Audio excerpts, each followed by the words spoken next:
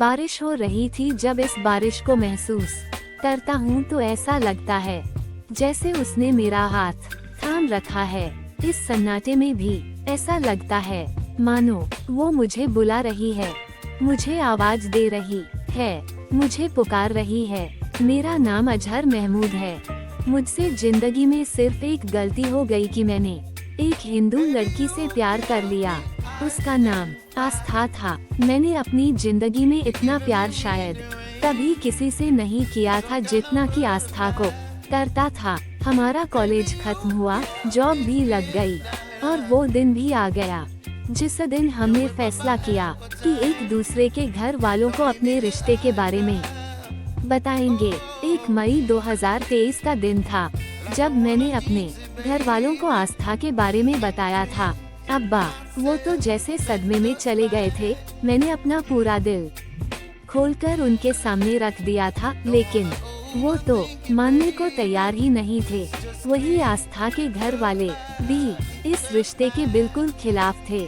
अब हम बड़ी दुविधा में फंसे हुए थे। हर पल बस यही सोचते थे कि घर वालों को निकाह के लिए कैसे राजी करवाया जाए। मैंने बहुत कोशिश की, लेकिन ना तो अम्मी मानी और अब्बू तो बहुत ही ज्यादा खिलाफ थे। बहुत ज्यादा हो तो मेरी बात सुनने को तैयार ही नहीं थे।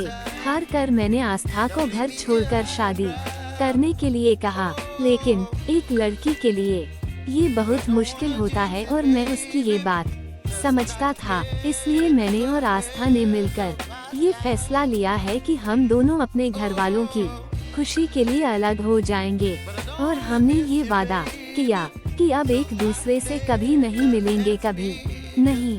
हालांकि मुझे आस्था से दूर हुए अभी 2 ही दिन हुए थे। मेरा दिल बहुत तेज चल रहा था। वो कहते हैं ना, जिसके साथ आपने पूरी जिंदगी बिताने का फैसला किया हो उसे भूलना इतना आसान नहीं होता। बस आस्था की बात है। उसका चेहरा, उसकी मुस्कुराहट हर समय मुझे याद आती थी, लेकिन करता भी क्या। माँ बाप की इज्जत और उनकी जिंदगी आगे मैं हार चुका था। लेकिन 10 दिन बाद मुझसे रहा नहीं गया और मैंने आज तक की बेस्ट फ्रेंड वैशाली को फोन करके आस्था का हालचाल पूछने की सूझी। मुझे क्या पता था कि वो पल मेरी जिंदगी में कयामत बनकर आने वाला है, मुझे बर्बाद करने आने वाला है। मैंने वैशाली को फोन किया और कहा, वैशाली आस्था। मेरा इतना ही कहना था कि वैशाली ने कहा, आस्था भी दुनिया में नहीं रही। आज शाम को उसका अंतिम संस्कार है। आखिरी बार उसे देखने जरूर जाना। ये सुनकर जैसे मेरी पूरी जिंदगी थम गई थी। शव भीतर ही पड़ी है, सफेद चादर में। मैं आस्था का चेहरा नहीं भूल पा रहा हूँ। मुझे वैशाली ने बताया, तुम्हारे बिना उसे जिंदगी जीना एक बोझ लग रहा था। वो अपने मम्मी पापा के खिलाफ जाने की वो सोच नहीं सकती थी। तब उसे मरना ज्यादा आसान लगा।